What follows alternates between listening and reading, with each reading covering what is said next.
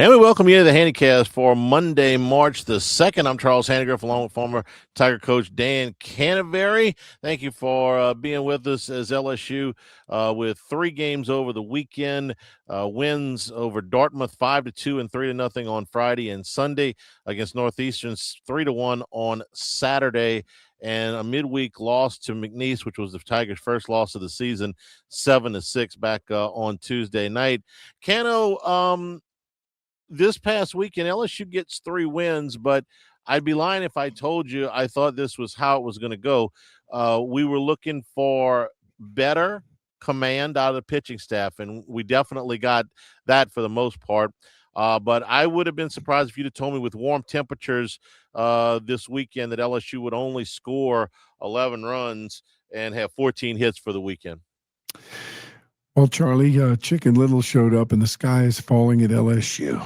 Okay, it's all over now. We lost to McNeese and we didn't beat the teams by enough. We got to satisfy the spread. I don't understand. Here's what's going on, okay?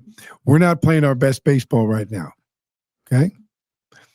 We're looking ahead. We're going to play Vanderbilt in 2 weeks, okay? No matter what you say, they're still college kids. They still look ahead. You try not to. They're working at it. But here's the good thing.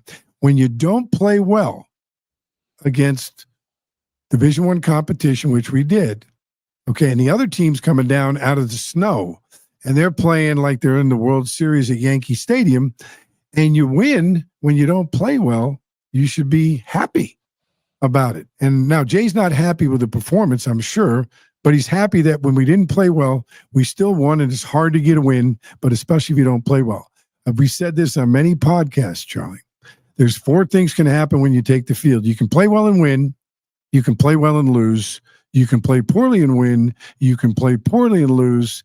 All you can control is how well you play. But if you play poorly and win, that is a great victory. Yeah, and I think it's important to distinguish the difference between asking questions and finding things out and taking any piece of, whether it be an observation, a criticism, a constructive criticism, or anything like that, to insinuate that the sky is falling. I think that the baseball fan here is a little bit more educated than that. Although on Friday night, when I suggested that Case and Evans might not be terribly comfortable in the role on Friday night, I got some pretty good pushback on that. And my thing was, I'm not saying that the season's over, that the kid's not great. I'm asking why he threw 4 wild pitches in 2 1/3 innings, 3 innings, whatever it was, on Friday night. So it's okay to ask those questions, and it's okay to lose a game.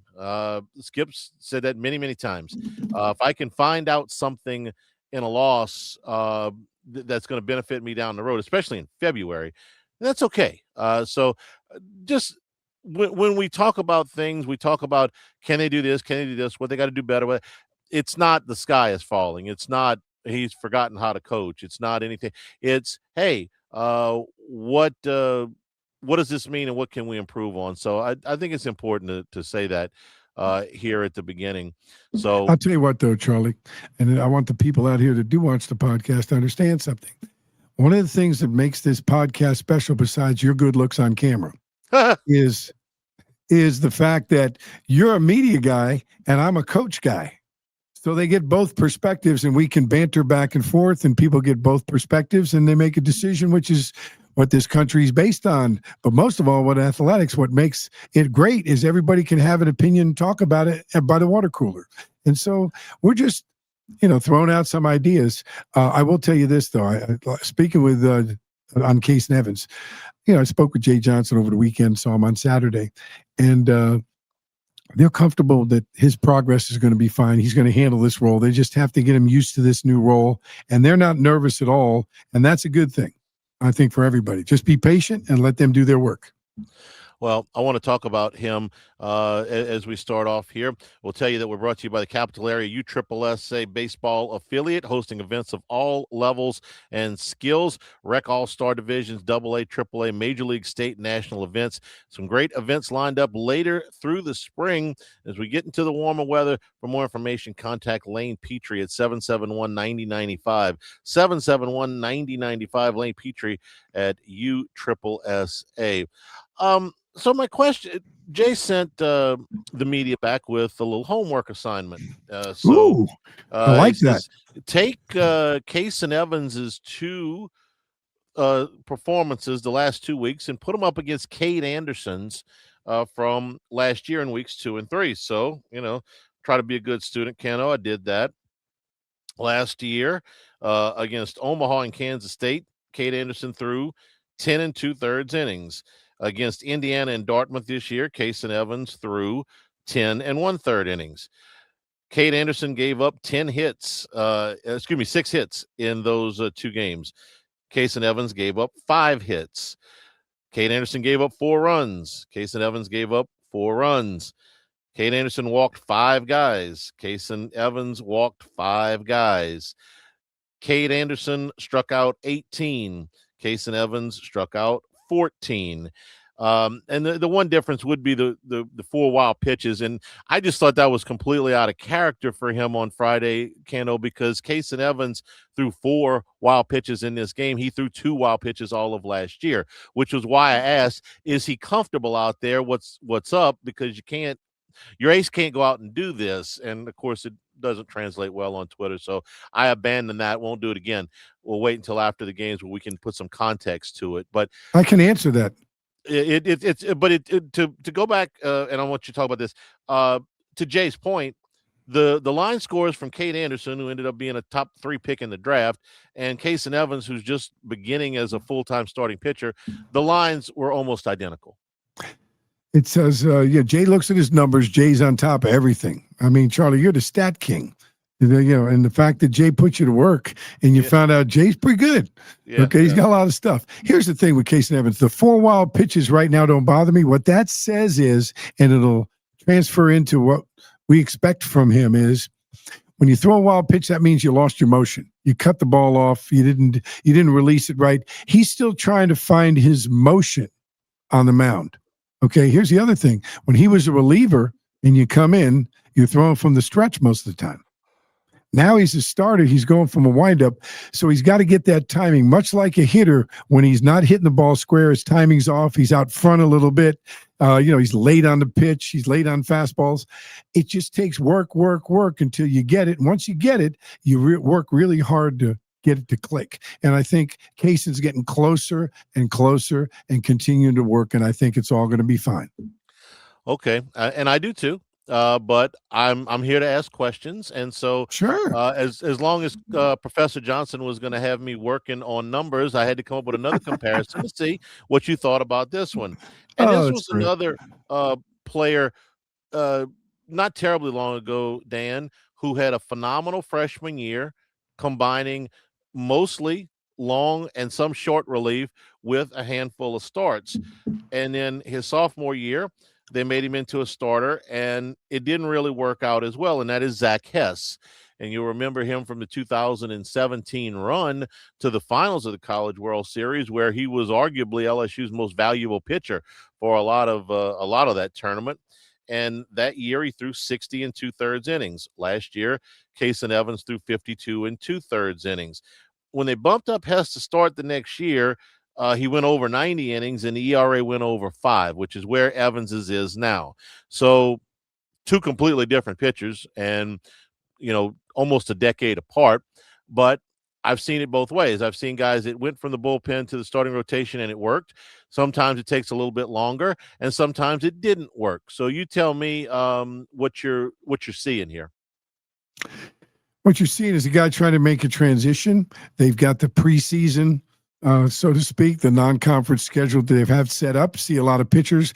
But now, if you notice, even on this weekend, we're starting to focus in. Jay's going to go with what he thinks is the best thing, he and Nate Yeske. And then if it doesn't work, he'll adjust like he did, like he's always done, and like every coach does. If it's not working, you come to a certain point, okay, we're going to go until this point in time, or we see something, and if not, we're going to have to go to plan B. And you just keep going. It's very fluid, and it's very up and down. There's momentum involved. There's consistency involved.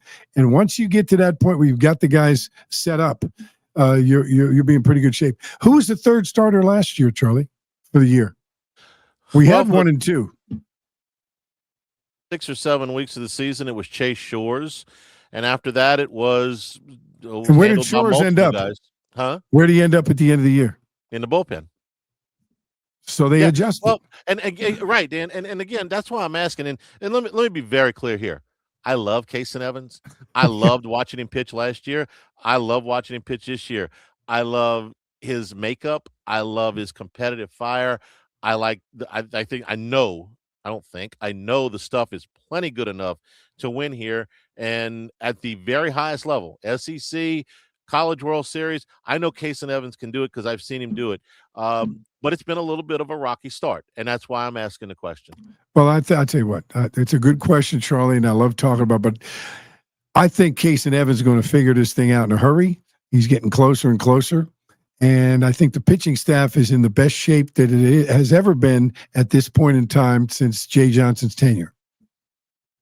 Located in the heart of downtown Hammond, Cina, an upscale Italian restaurant serving traditional dishes in contemporary fashion, inspired by an abundance of fresh local produce and the ways of old. Cina, creating a unique dining experience. Cina's goal is to use local ingredients and delicious recipes to create an exceptional dining experience, while also providing a fresh and inclusive atmosphere that can be enjoyed by everyone.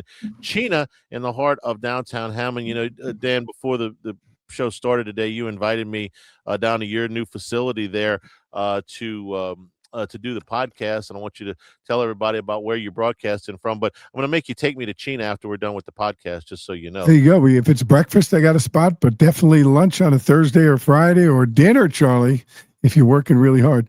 I tell you what, we're here in Madisonville at Service Hawk. And they've got a great podcast studio. Service Hawk is a digital marketing and advertising company here. Lee Landesh does a great job. And, of course, they set up a beautiful studio. So I'm really excited to be here. I do have to say this, though, Charlie. I got to take my plug. My Six Rings teams played in the USSSA tournament this weekend. We had 6 teams in there, and 2 of them won the championships. And so I'm real proud of that, and proud of the North Shore, which I've become part of the community here and enjoy living here, and really great people. But there you go, Cina right above my head right now. You can't get better Italian food than Cina's, and I'm gonna prove it to you, Charlie. Looking forward to that. Let's go back to another performance on Friday night because Gavin Guidry, we certainly know his story, having to miss all of last season. Dan, he has just come back and exploded to open this season now. On Friday night, 3 2/3 shutout innings, no walks, 5 strikeouts, only 1 hit. And he got through 12 batters on only 50 pitches. So that's about as good of efficiency as you can get. He's been in 4 games this year, Dan. He's thrown 9 total innings. He hasn't given up a run. He's only given up 3 hits, no walks, 16 strikeouts. I was hopeful that Gavin Guidry would be able to come back and kind of ease his way back after an entire year off and really kind of build himself up to where when SEC play started, he would be feeling comfortable. Well, he just exploded out of the gate. He was just phenomenal from the very first pitch of this season, and it's been a 3-week tear for him. I'll tell you what, nobody can pitch better than Gavin Guidry has. It's a great story. It's something that hopefully at the end of the year they'll do a video about the team after they win their national championship, and it'll be a lot about Gavin Guidry because what a great comeback story. If they had it in college baseball, he'd be the comeback player of the year. He's the MVP of the non-conference schedule for LSU to this point in time. Those numbers are unbelievable. No walks and the strikeouts that he's got, unbelievable. No runs given up. I mean, he's just been phenomenal. Let's hope he can continue that and look for him to be the guy we talk about, the fireman, which I like that term. He comes in, puts out fires, keeps the game close, or finishes the game depending on how it goes. And a great inspirational leader, not only for the pitching staff, but someone that everyone on the team looks up to. And let me ask you again, as I did last week, because I want you to expound on this a little bit. The signature breaking ball, of course, is there. That's been his best pitch since he got to LSU. But the improvement on not just the fastball, but the cutter really seems to have made such a difference for Gavin Guidry. Right, having that cutter allows him to have a breaking ball that's different than the big one. That's big, and you can get buckled with it, so to speak, jelly-legged, as they call it in baseball, and you don't swing at it, and it's not a called strike. It's difficult to call. but it's a great strikeout pitch. But you got to have something besides your fastball to get you there. And a curveball for a strike is a good pitch when they're sitting fastball.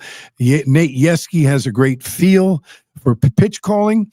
And so the fact that he has that in his arsenal, if they're looking dead red fastball and laying off the big breaking ball, which you can see a little easier than that cutter, they'll take that pitch, and it's a gimme strike to get ahead in the count. So Nate's using it well. He's taught Gavin to have it in his arsenal, and I think they're really taking advantage of that. Baseball, the tour you can't miss is behind the scenes at Marucci, makers of the official bat of Major League Baseball. See firsthand how the big league bats come to life. Buy your ticket for the Marucci campus tour. Go behind the scenes into the wood shop, the paint booths, the finishing rooms. Explore all the museum-style exhibits, hands-on installations, and exclusive history of Marucci's craftsmanship and culture. Each tour includes access to the campus tour gift shop, featuring limited edition gear you can't get anywhere else. Plus, guests receive a 20% off coupon of the campus tour store and the Hitter's House, valid on the same day. For more information, go to maruccisports.com/campus-tour, maruccisports.com/campus-tour. Get into Saturday's game, and Cooper Moore, who's been, as they say, steady as the mail, gets him into the 8th inning of this game. 104 pitches. He only walks 1 and strikes out 10. Again, for the season now, Cano, that's 27 strikeouts and 2 walks in 19 and a third innings. Cooper Moore was a very good starter for Kansas last year. He has come out of the gate smoking for LSU. You can't do it any better than Cooper's doing it in the 2-hole right now. I would say the strength of this team is the pitching staff. What a great performance. You know, you only faced 29 batters. I mean, that's a heck of a thing. You know, it's a heck of a thing. Giving up a 1 run, 3 hits, 1 earned run, walk 1. I mean, the numbers are just astronomical. And that's a guy on Saturday that you really need, because Friday night's a dogfight. You're going to use your closer. You got to win Friday night. But if you can get this guy to come out and give you that kind of a performance and get you into the 7th or 8th inning, boy, does that help you on Sunday, because as we say all the time, Charlie, Sunday's a fun day because it's run day. So you got to make sure you got your pitching lined up. And if you have the advantage pitching on Sunday, it's a big thing. Well, they had an advantage in the pitching, but it was not run day this week. Yeah. a lot of weeks it is. I wanted to ask you about Devin Sheeran, though, because you're right. They use up Gavin Guidry on Friday night. He throws 50 pitches. You don't want to bring him back the next day. So Sheeran, who has also been outstanding this year. Now, he to me looks like your classic closer, Dan. He's got the overpowering fastball up there in the high 90s, but the breaking pitch is what he got 3 strikeouts in the 4 outs that he recorded. That breaking pitch, what looks like a slider, sweeper, whatever you want to call it, to me is a lot sharper than what I had been told it would be. So I thought he looked fantastic. Just getting better and better each time out. Okay, right now we can talk about in these 2 games. Look at your bullpen right now, where you got Gavin Guidry and now you got Sheeran. Okay, I said that wrong. But then when we go into tomorrow, you've got Maverick Rizzi, who's starting to make a move as a closer. Jay's building up his staff and getting a real shape for what he's looking to do. I think it's great. I think Sheeran is really going to be a guy that can come in and get you strikeouts. Guidry can get you strikeouts. They can get you out of an inning in a hurry. Yeah, it's a dominating fastball. He's kind of an intimidating presence out there. I expect to see a lot of him in close quarters this year for LSU. And if you're looking for anything LSU, go to everythinglsu.com.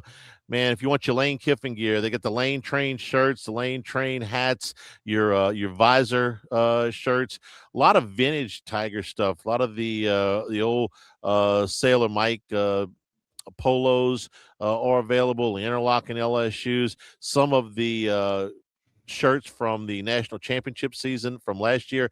LSU Baseball are there. A ton of things. It all ships from Baton Rouge. You're looking for great, stylish designs. They can help you out. Again, go to everythinglsu.com, shipping from Baton Rouge. Everythinglsu.com. Sunday, Sunday was an interesting game for a bunch of reasons, but to me, it contained maybe the biggest story of the weekend, Dan, and that's William Schmidt, who had his Mhm. longest outing as a Tiger, got LSU into the eighth inning, no runs and no walks. He gave up 4 base hits on the day. He only faced 26 batters. The ERA is down to a buck 65 now. Um, William Schmidt, as Jay Johnson said, look, he had a good year last year. He was 7-0, but when he got into Southeastern Conference play, it was a little bit rockier. He has done everything so far this year. And the second start was better than the first start. The third start was better than the second start. He has the look of a guy who's about to realize his potential, which, as we know, has been very, very high. He's got a high ceiling and top draft pick. And again, I look at some serious stats, of course, no earned runs and all that, but no walks and 9 strikeouts. Okay. That conserves your pitch count. The no walks keeps runners off the bases. 96 pitches and 7 in the third innings. I mean, you can't do it any better than Schmidt. And it's nice to see this step up. But this is a super step up taking place from a kid who's got a high ceiling. There's no telling how he could be by the end of the year if he stays healthy. What do you see out of his development, Dan? We always knew the velocity is good. He's a big kid.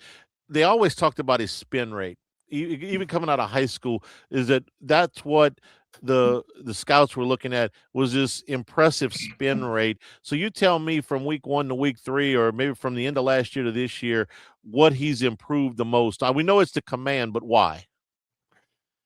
He's learning his motion better, using video, working with Coach Yeski, and having the confidence that he can throw it in there and they're not going to crush him. I mean, coming out of high school, you got to learn that you were dominant in high school, but you have to be even more precise in college, and you have to miss in the right spots. You have to go along with the pitch calls. If they're swinging, you have to throw a pitch out of the zone if they want to swing. If they're taking, you got to throw it in the zone. You can't waste pitches. Every pitch matters. And I think that just takes maturity and experience and getting on the mound. And also, it's different doing it at the box in front of a lot of people. And so all those factors kind of feed in to the maturity and development of a guy. And we've always said, whether it's a freshman or a junior college guy, their second year is the one that really shows the improvement and the development. It takes a year to kind of get used to what we're doing normally. And now we're looking at really Case and Evans, not getting off the subject, but we're talking pitching, kind of doing the same thing in his second year. He's got to develop into that starter that they're looking for. Instead of, in the first year, we kind of plugged him in and he did well in that role, but now we're asking you to make a bigger move, and Schmidt's done it. And I think Case and Evans, again, we're trying to get him to do the same thing. Brought to you by Dependable Storage, dependablestorage.com. They want your stuff. Climate control units, indoor and outdoor RV, boat parking here in Baton Rouge, in Houma, in Jefferson, New Orleans, Prairieville, Slidell, Youngsville. Climate controlled storage units, so important here in South Louisiana. They protect your belongings from the extreme heat and high humidity levels. Your valuables stay in great condition. If you need indoor storage for sensitive items or units with climate control for furniture, electronics, important documents, your students, you are storing things as you're in between places, they've got the right space for you. They give you free use of the rental truck for your move-in. Dependable Storage, and dependablestorage.com. And Dependable Storage, we want your stuff.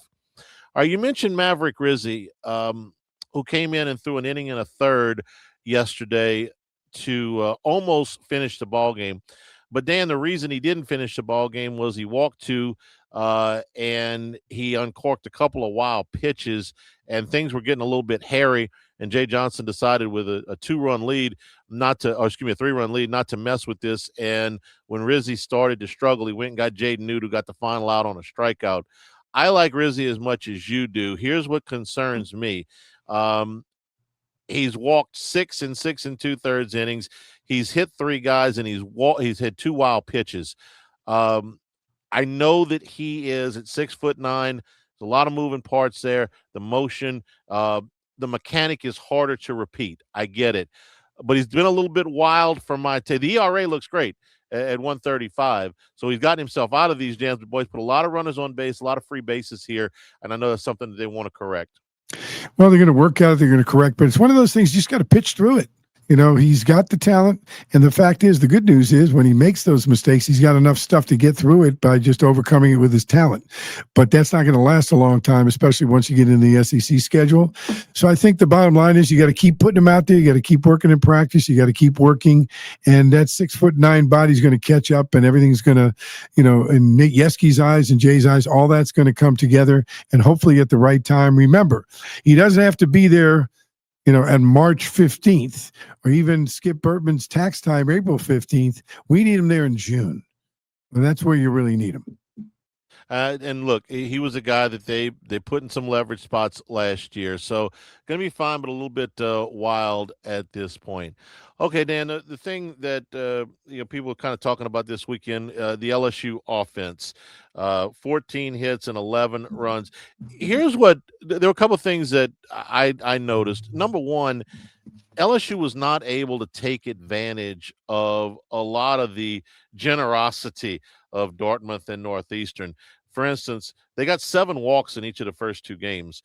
They had 5 wild pitches and 4 hit batters, and those teams also made 3 errors. That's a lot of free bases to not take advantage of that.